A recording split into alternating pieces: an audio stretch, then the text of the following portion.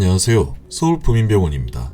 2006년 4월 코카콜라 제로가 국내에 처음 출시됐습니다. 미국과 호주에 이어 세 번째로 출시된 국가인 만큼 그 반응에 있어 본사 측에서도 기대를 품고 있었는데요. 하지만 당시 대중들의 반응은 싸늘했습니다. 드셔보신 분들은 아시겠지만 기존의 콜라가 주는 나름의 식감이라는 게 있잖아요. 입안에 달라붙는 당분들이 탄산과 어우러져 그 특유의 쾌감을 준단 말이죠. 뿐만 아니라 100ml당 11g에 해당하는 당분들이 순간적으로 혈당을 올려 뇌의 도파민을 자극하기에 중독성이 아예 없다고 보기는 힘들어요. 이렇게 기존의 콜라에 길들여진 사람들은 제로콜라에 대한 메리트를 전혀 느낄 수가 없었습니다. 자, 그런데 건강과 다이어트를 지향하는 소비 트렌드가 시장을 점점 주도하게 됩니다. 팬데믹이 이것의 방아쇠 역할을 했죠. 2021년부터 제로 탄산음료 시장이 본격적인 성장세를 달립니다.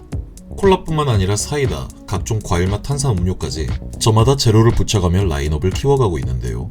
이렇게 제로 탄산음료의 인기가 높아진 이유에는 소비의 주축이 20, 30대 MZ세대로 교체되며 식품에 대한 가치관이 개선된 것도 있습니다.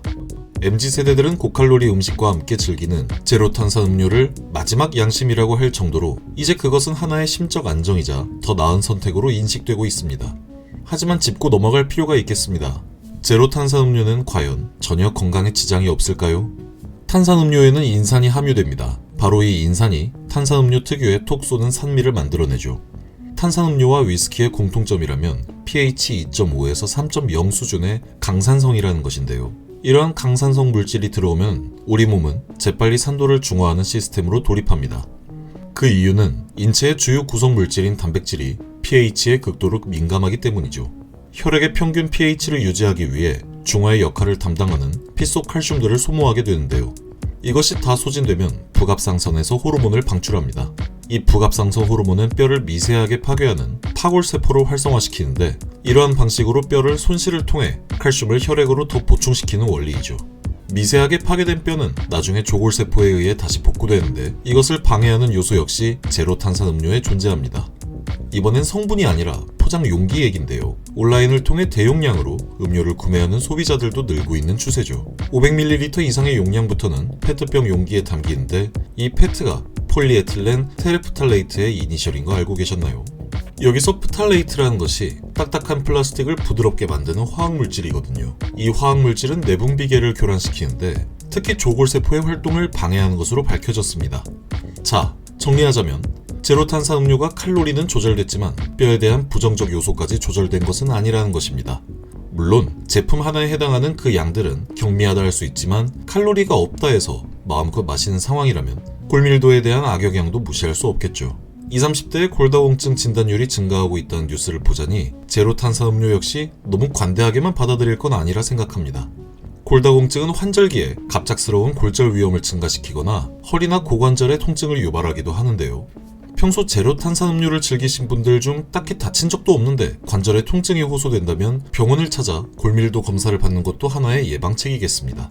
얻는 것이 있으면 잃는 것도 있는 법이죠. 칼로리 걱정이 없다고 탄산음료를 즐기는 횟수가 늘어날수록 내 몸속 뼈들의 손실도 늘 수 있겠습니다. 하지만 그렇다고 탄산음료를 극단적으로 끊는다는 것도 현실적이지 못할 텐데요.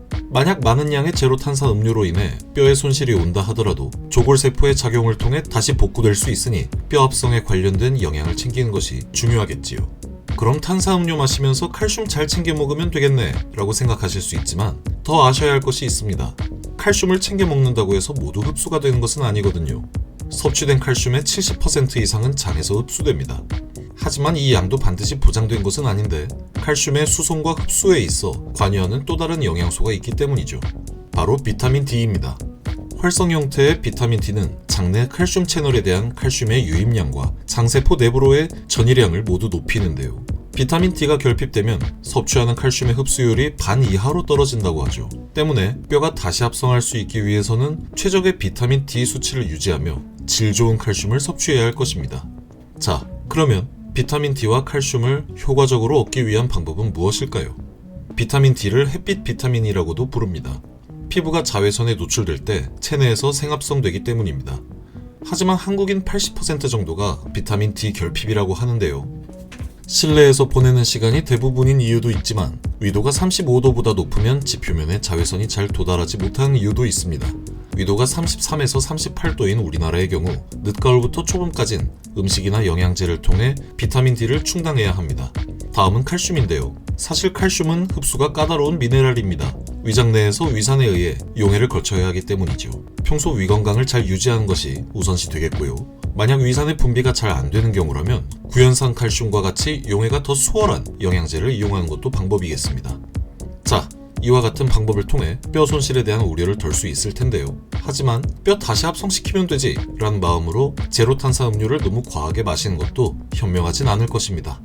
오늘 영상의 내용들처럼 원리를 이해함으로써 즐김과 챙김의 밸런스를 맞춰가는 라이프 스타일이 되시길 바라겠고요. 저희 서울푸민병원은 관절 척추 등 골관절 질환 수술 및 관리 전문 병원입니다. 위에서 말씀드린 질병들과 관련되어 문제가 있으시다면 저희 서울푸민병원을 찾아주시면 감사하겠습니다. 오늘 내용이 좋았다면 구독, 좋아요, 알림 설정 감사드리고요. 다음 시간에 뵙겠습니다. 감사합니다.